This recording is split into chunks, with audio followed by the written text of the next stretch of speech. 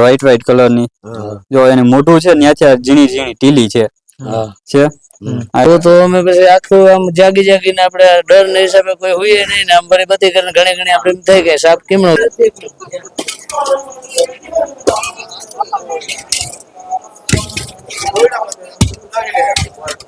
હર હર મહાદેવ, જય દ્વારકાધીશ, જય શ્રી રામ। તો કેમ છો બધાય? આશા રાખું છું કે બધાય મજામાં જ હશો। તો મિત્રો અત્યારે આજે 8મું નોરતું છે અને અમે ગોકલપર ગામ આવ્યા છીએ ને આપણે કાકા જોડે વાત કરીએ કે સાપ ક્યાં છે, કેવી રીતે છે ને અમને રેસ્ક્યુ માટે શા માટે કોલ કરવામાં આવ્યો।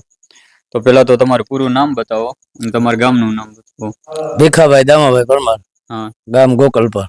સાપ હવે આપણે તમારે કેટલી વાર થયા છે? હા, લગભગ કલાક 1.5 કલાક થયા છે। હાલમાં અત્યારે કેટલા વાગ્યા હશે? અત્યારે 12 વાગ્યા એવું લાગે।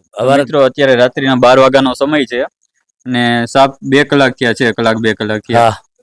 તમને સાપનું રેસ્ક્યુ કરવાનું કારણ શું અહીંથી પકડાવવાનું? એટલે એનું કારણ એમ કે બીક લાગે એમ કે સરભાઈ તો ફોન કર્યો। અવારનવાર આવી ઘટના બનતી હોય સ્નેક બાઇટ ની, એના હિસાબે હા, એના હિસાબે આપણે એમ થાય કે પકડી જાય તો ઉપાધિ નહીં। હા, એ વાંધો નહીં। મિત્રો જોવો કે ફરિયાની અંદર જ છે ને અહીંથી મકાન ને રહેણાંક છે હવે બાજુમાં જ છે ને આ ઈંટનો જે થપ્પો દેખાય છે એની અંદર સાપ છે। હવે આપણે આમાં જોઈએ કયો સાપ છે ને પછી એનું રેસ્ક્યુ કરીએ। હા, તમે એને નીકાળવા માટેનો પ્રયત્ન કર્યો? ડેલી સુધી પુગાડ્યો, પાછો સામો આવી ગયો। બરોબર, પછી સામો નામો દોડ્યો, આપણે આવતો તો આમ હાકતા હતા પાછો, પણ ગયો ને ફરજિયાત અહીંયા જ ગયો। બરોબર, ન્યા ઘડી હોતું ને કઈ વાંધો કોશિશ કરી હતી અમે, કોશિશ કરી કે બહાર આવ્યો। પછી ના નીકળ્યો એટલે પછી ફોન કર્યો। વાવલો રોડા સુધી પુગી ગયો તો પાછો આવ્યો આમનો। ચાલો તો મિત્રો આપણે જોઈએ અને પછી એનું રેસ્ક્યુ કરીએ। ચાલો, મોટી મોટી વસ્તુ છે ને હું તમને હટાવી દઉં છું પેલા, પછી તમે એનાથી ખેંચજો। આમાં છે ને કઈ વાંધો નહીં, હાલો। હા, એ તો હું હોય કે આપને જ્યાં સુધી પોલ મળે ને ત્યાં સુધી પાછળ પાછળ વયો જાહે। ડાયરેક્ટ આપણે હાથ નો નખાય એટલે એને હટાવવું પડશે।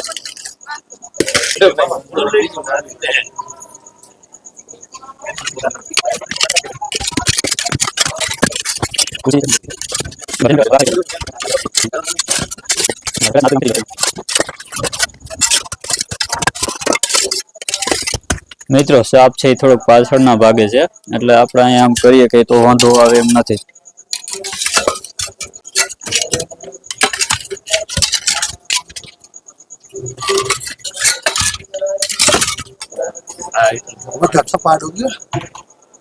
મિત્રો હવે એમાં એવું હોય છે કે સાપ છે આપણે જોયું હોય એને અહીંયા જ જોયું હોય, એવું લાગે કે અહીંથી એને પકડી ન શકીએ કેમ કે ડાયરેક્ટ એને ઝેરી સાપ હોય તો એને હાથ ન નખાય અને એને એક એક કરીને હટાવવા જાય તો એને પાછળ જ્યાં સુધી પોલ મળે ત્યાં સુધી પાછળ પાછળ જ વયો જાય। એટલે આપણે એક એક કરીને જેટલી ઈંટનો થપ્પો છે એ ફરજિયાત બધું હટાવવું જ પડશે।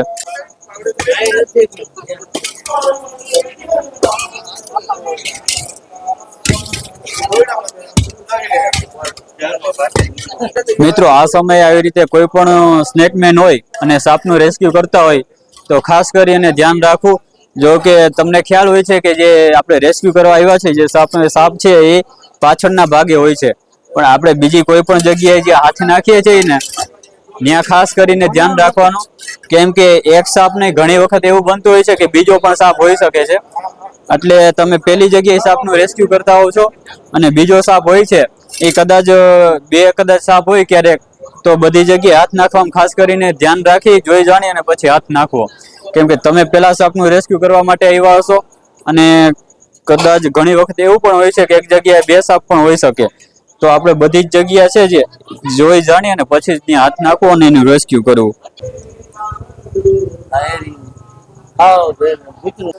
મિત્રો સાપ હવે પાછળના ભાગે અત્યારે દેખાય એમ છે, પેલા તો તમને બતાવવાનો પ્રયત્ન કરશું કે કયો સાપ છે, કદાચ બની શકે તો બતાવીએ છીએ। ભાઈ બતાવો જોઈએ નજીકથી।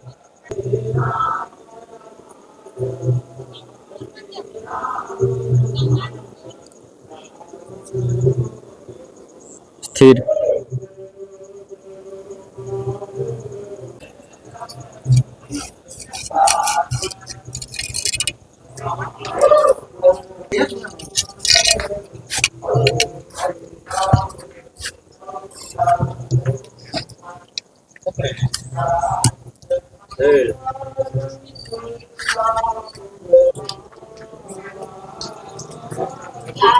તો મિત્રો અત્યારે આ વિડીયો પોસ્ટ કરવાનું કારણ એ જ છે કે અમે સાપને જોયો પ્રથમવાર એટલે એવું લાગ્યું હતું કે તમારે સુધી આ માહિતી પહોંચાડ્યા જેવું છે.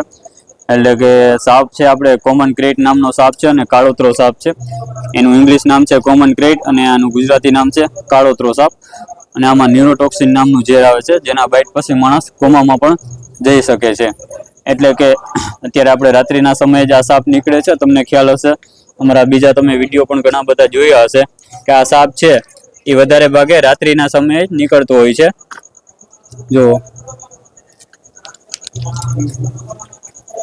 અને મિત્રો આને ઓળખવાની આની પેટર્ન છે ને જે એનાથી તમે એને ઓળખી શકો છો.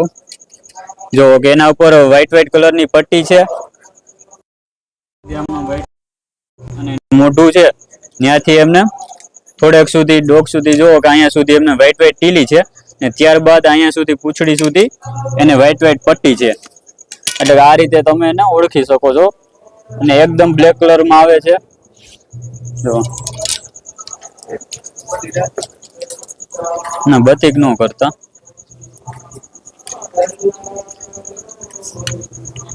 અને મિત્રો આ જે સાપ છે એ રાત્રિના સમયે જ વધારે ભાગે નીકળતો હોય છે, દિવસના ક્યારેક જ જોવા મળે છે.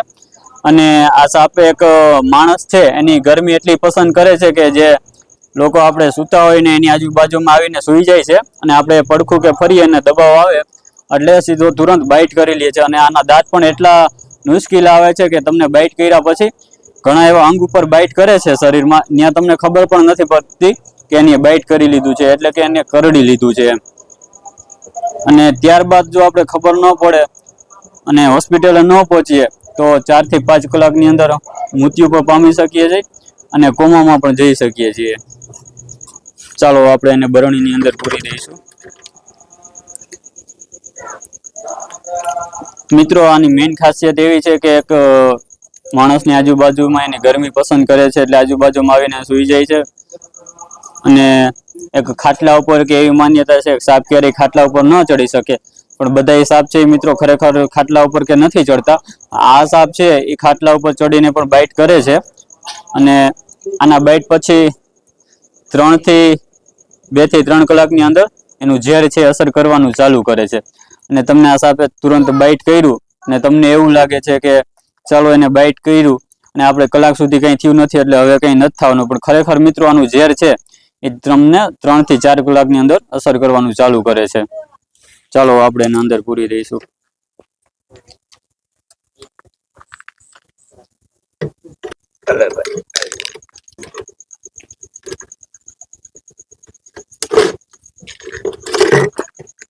મિત્રો આ એક સાપ છે જે ખાટલા ઉપર ચડી શકે છે ને પછી બાઇટ કરે છે. માણસની ગરમી એટલી પસંદ કરે છે એટલા માટે. અને એવું અત્યારની માન્યતા છે કે સાપ છે એની દાઢ નોરતામાં જ ખુલ્લી હોય છે. તો અમારું કહેવાનું એ જ થાય છે કે નોરતામાં જો એની દાઢ ખુલ્લી હોય તો આડા દિવસે માણસને બાઇટ કરે છે એટલે કે કરડે છે તો ત્યારે મૃત્યુ શું કામ પામે છે. એટલે આવી એક ખોટી માન્યતા છે. આવી ખોટી માન્યતાને માનવી નહીં, જગ જાહેર વાત હોય એને માનવું, પણ કોઈની મોઢેથી સાંભળેલી વાતોને માનવું નહીં અને એવો વિશ્વાસ નહીં કરવો, કેમ કે એક તમને એવી ખોટી માન્યતાના હિસાબે તમારો ક્યારેક જીવ પણ જઈ શકે છે.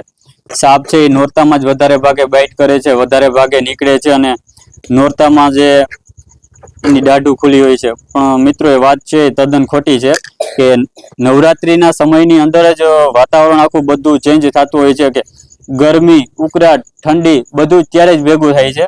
એટલે કે સાપ છે એ ક્યાંય રહી નથી શકતો અને એને ફરજિયાત બહાર નીકળવું પડતું હોય છે કે ઘરોની આજુબાજુ આવી જાય છે. અને આ જ સમયની અંદર વધારે ભાગે એને ભૂખ લાગતી હોય છે કે એને શિકારની જરૂર હોય છે કે શિકારની તલાશમાં આવી રીતે નીકળ્યા હોય છે ને પછી ફસાઈ જતા હોય છે ને કે પબ્લિકને નજરે આવે એટલે સાપ ડરના હિસાબે ડરી ને પછી એક જગ્યાએ ક્યાંય છુપાઈ જતા હોય છે કે જવાનું નથી કરતા એમ.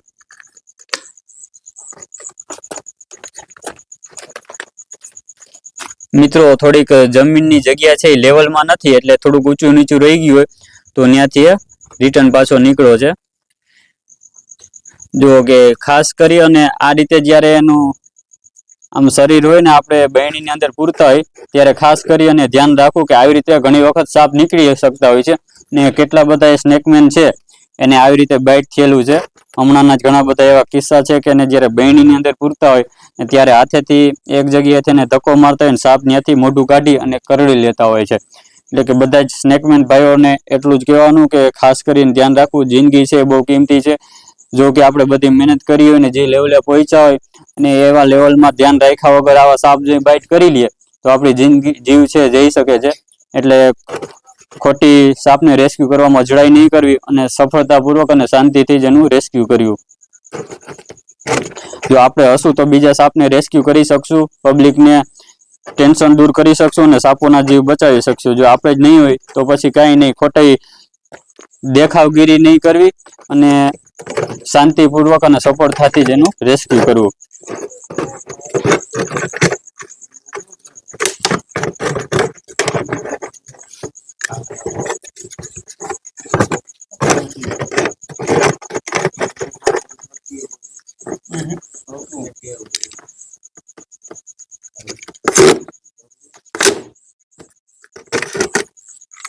મિત્રો, અમારો વિડીયો જોઈને તમારે આવી ભૂલ નહીં કરવી, કેમ કે તમારી એક ભૂલ તમારા મોતનું કારણ બની શકે છે. અમારે વર્ષોના અનુભવ, સાપની પૂરેપૂરી નોલેજ હોય છે, એટલા માટે આવા સાપને ટચ કરીએ છીએ અને એનું રેસ્ક્યુ કરવાનું કરીએ છીએ. પણ અમારો વિડીયો જોઈ અને કે ઝેરી હોય કે બિનઝેરી સાપ ક્યારે એને ટચ કરવાની કે એને છેડવાની કોશિશ નહીં કરવી કે એને પકડવાની કોશિશ નહીં કરવી.